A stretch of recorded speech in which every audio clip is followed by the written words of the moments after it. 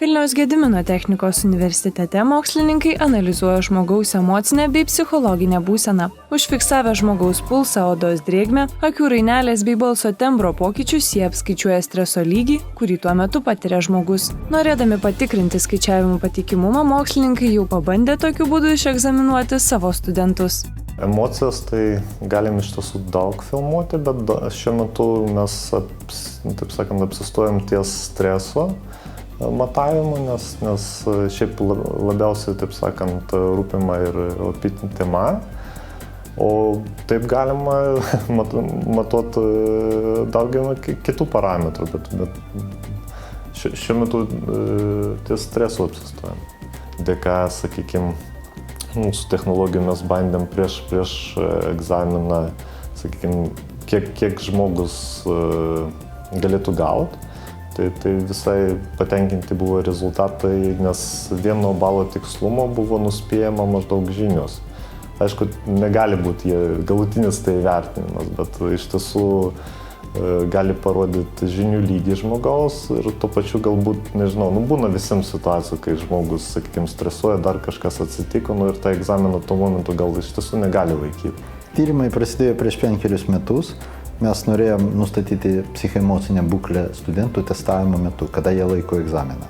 Ir iš pradžių tai buvo tik tai balso įrašas ir balso analizė.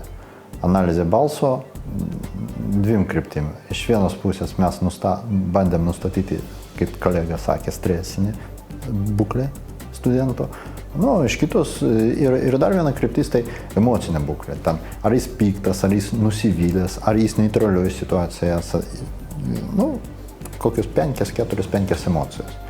Paskui prie to prisidėjo akių matavimas, buvo sukurtas šitas šalmas, kurį jūs matėt, maždaug tokio pačio pavidalo, kaip buvo. Ir mes jau ieškojom kažkokios koreliacijos, pavyzdžiui. Tada po akių matavimo prisidėjo dar pelytės matavimas, ten pulsų, temperatūros ir taip toliau.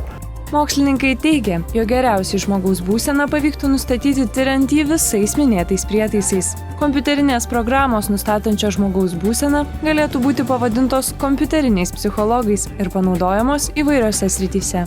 Visur, kur reikia greitai, efektyviai įvertinti žmogaus psichoemocinę būklę. Pavyzdžiui, tie patys balso analizatoriai, kurie matuoja agresyvumą žmogaus, kur yra populiarių dabar pasaulyje, jie naudojami aerouostuose, arba kitose didelios minės, kur daug žmonių. Ir tiesiog tą minę jie analizuoja, pavyzdžiui, pagal judesius, pagal tą patį balsą. Mokymo procese tai galima panaudoti, kadangi studentai jie netgi, pavyzdžiui, kažkokia tai intelektuali mokymo sistema su atbuliniu ryšiu, jinai mato, kad žmogus įsisavina medžiagą, yra grįžtamasis ryšys ir jinai koreguoja savo, pavyzdžiui, klausimus, sunkumą testo ir taip toliau. Dar viena VGTU mokslininkų tyrimų kryptis – tai intelektinė biblioteka. Šis išradimas jau patentuotas Lietuvoje, o šiuo metu laukiama ir Europos patentų biuro patvirtinimo. Mokslininko Marko sukurta paieškos sistema ne tik parenka ieškančiam pačius tinkamiausius tekstus pagal pateiktą užklausą bei raktinius žodžius, tačiau ir sudėlioja vieną tekstą iš kelių skirtingų šaltinių. Universiteto profesoriaus bei katedros vedėjo teigimu, sistema lenkia net garsiąją Google.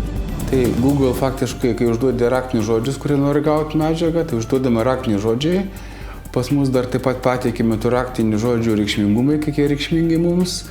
Ir mes nuo Google skiriamės to, kad uždavus tam tikrus raktinius žodžius ir reikšmingumus ir daugybė, tarkim, 2 milijonus šaltinių suranda, tai mūsų sistema dar su 2 milijonų šaltinių išrenka geriausias pastraipas, kurias mums pagal raktinius žodžius daromi įvairiausi deriniai ir iš tų derinių išrenkamas dar geriausia medžiaga. Tai faktiškai iš tų Google surastų medžiagų dar yra optimizuojama ir dar racionali medžiaga sudaroma. Kiekvienam žmogui atskirai gaunasi.